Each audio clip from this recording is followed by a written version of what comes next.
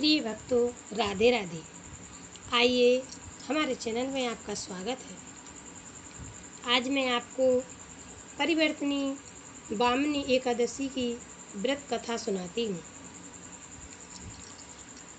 युधिष्ठिर जी ने भगवान कृष्ण से कहा कि हे कृष्ण जी, आप अब भाद्रपद की शुक्ल पक्ष की एकादशी की कथा व्रत के बारे में भी बता दें। आपकी बड़ी कृपा होगी। कृष्ण जी पहले कुछ सोच रहे थे, फिर सहसा ही पांडव बंधुओं की ओर देखते हुए थोड़ा मुस्कुराए और कहने लगे, मैं यही सोच रहा था कि आप मुझसे भाद्रपद शुक्ल पक्ष की एकादशी के विषय में अवश्य पूछेंगे। पांडव बंधु कृष्ण जी की बात सुनकर खूब खुलकर हंसे। उनकी हंसी के बीच में ही कृष्ण जी ने अपनी एकादशी महिमा शुरू कर दी। हे धर्मपुत्र,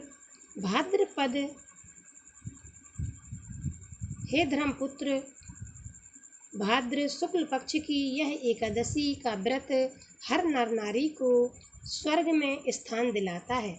सबकी मनोकामना पूरी करने वाला यह व्रत उस समय तक पूर्ण फल नहीं देता जब तक आप इसकी कथा को नहीं सुनते।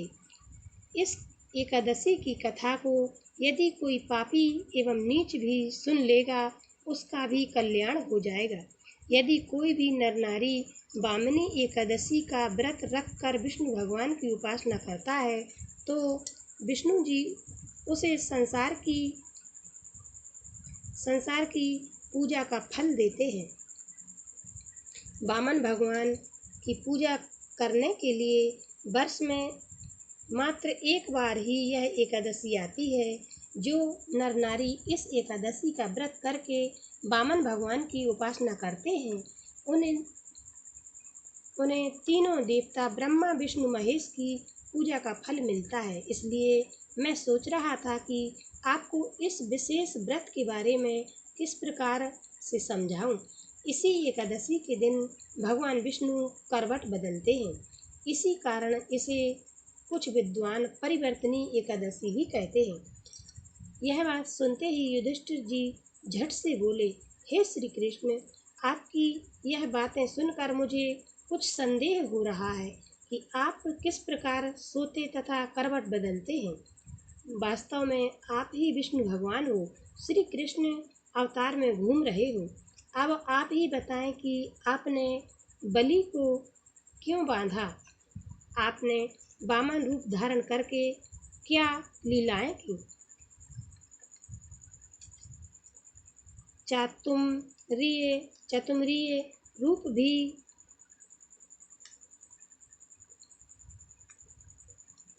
चतुर्भुज रूप भी तो आपका था। उसके व्रत की विधि आपने अभी तक बताई ही नहीं। आप एक नज़र जरूर आ रहे हैं, परंतु आपके रूप शायद कोई नहीं जानता। आज तो मैं आपसे यही प्रार्थना कर रहा हूँ कि आप हमें कुछ रूपों के विषय में तो बता दें। पांडव राज युधिष्ठिर से अपने विषय में इतनी जानकारी सुनकर पहले तो कृष्ण जी हंसे, फिर थोड़ा गंभीर रहकर बोले, हे राजन, मैंने तो अनेक रूप धारण किए हैं। मैं उस समय ही रूप धारण करता हूँ जब संसार में पापों का बोझ बढ़ जाता है।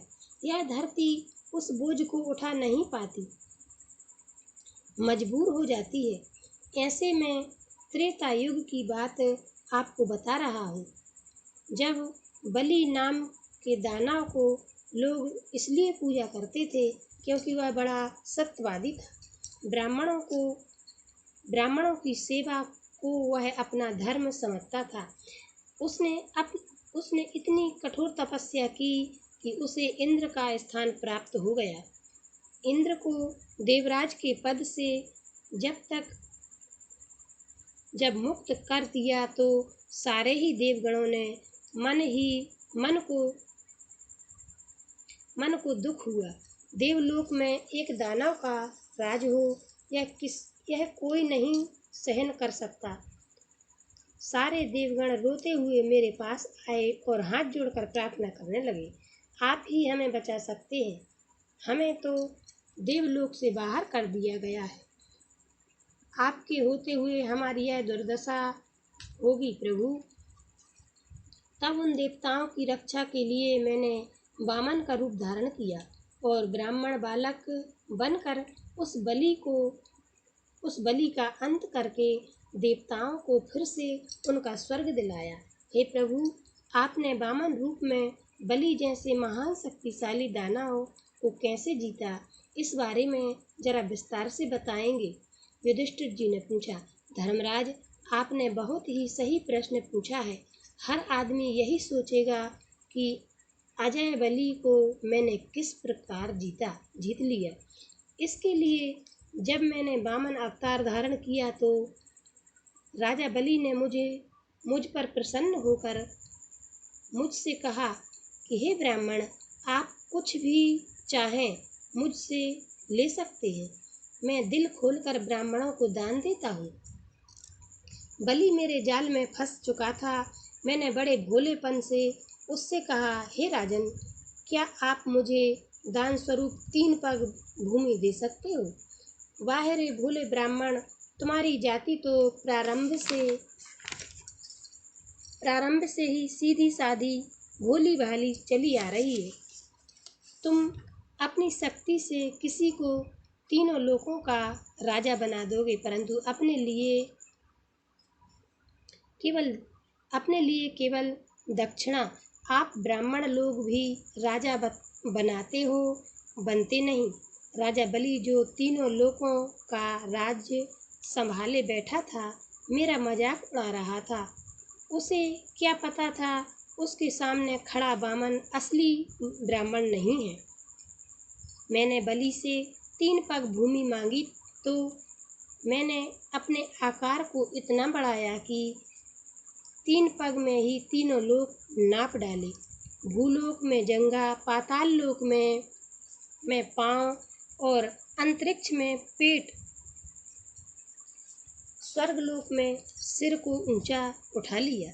उस समय देवलोक के सारे देवगण यह दृश्य देखकर आश्चर्य के सागर में डूबे मेरी उपासना करने लगे।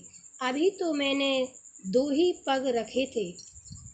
हे बलि, अब मैं तीसरा पाँव कहाँ रखूं? तुम्हारा सारा राज्य तो 2 पग में ही निपट गया। तीसरा पग मेरा दान तो पूरा करो। तब बलि ने अपना सिर नीचे रखकर कहा, हे ब्राह्मण, तीसरा पग मेरे सिर पर रखो। मैं किसी ब्राह्मण को निराश नहीं कर सकता। उनके लिए तो मेरा सब कुछ अर्पण है। बलि की यह नम्रता और श्रद्धा भक्ति को देखकर मेरा मन भी पिघल गया था। तब मैंने उससे कहा, हे बलि, अब मैं सदा आपके पास ही रहूँगा। भाद्रपद मास की शुक्ल पक्ष की एकादशी को जिसे परिवर्तनी एकादशी कहा जाता है, उस दिन मेरी एक प्रतिमा राजा बलि के पास रहती है और शेष नाग पर शयन करती है। यह वही एकादशी है जब भगवान विष्णु सोते हुए करवट बदलते हैं और इसी दिन नारायण पूजन भी होता है। इस पूजा पर दान के रूप में दही और चावल को दान में शुभ समझा गया है। इस एकादशी को बहुत ही उपयोगी और पापनाशक माना गया है। बोलो परिवर्तनी एकादशी महारानी की जय।